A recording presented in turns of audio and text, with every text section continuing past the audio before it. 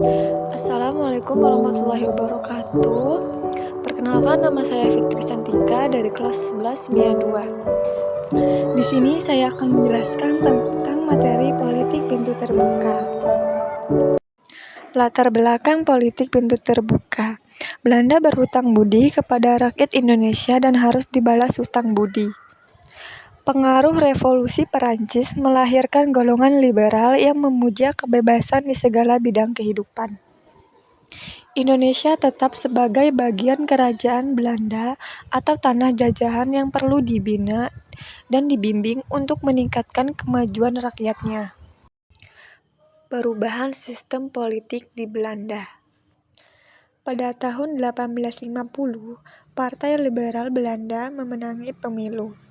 Sebagai pemenang, partai ini berhak membentuk dan menjalankan pemerintahan.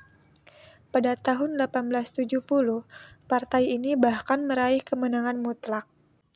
Selanjutnya, dampak kemenangan partai ini dalam bidang ekonomi adalah diterapkannya sistem ekonomi liberal atau liberalisme ekonomi termasuk di negeri jajahannya. Penerapan pintu terbuka. Pabrik-pabrik baru milik swasta mulai menjamur di Indonesia. Dampak dari penerapan pintu terbuka ini menjadikan Belanda semakin makmur dan penderitaan bagi rakyat Indonesia. Pembangunan jalur rel kereta api di wilayah Jawa.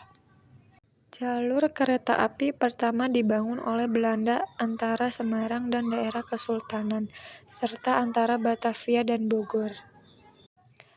Pembangunan tersebut diselesaikan pada tahun 1873, terutama dimaksudkan untuk membuka daerah-daerah Jawa. Dengan begitu, hasil perkebunan seperti gula, teh, dan kopi dapat diangkut dengan mudah dan cepat. Jelaslah bahwa pembangunan rel kereta api di Pulau Jawa utamanya didorong oleh pertimbangan ekonomi, khususnya kepentingan perkebunan besar. Reaksi terhadap kebijakan pintu terbuka. Berdasarkan kebijakan tanam paksa dan pintu terbuka, muncul beberapa kritikan dari berbagai pihak. Para kaum humanis secara lantang menentang praktik eksploitasi.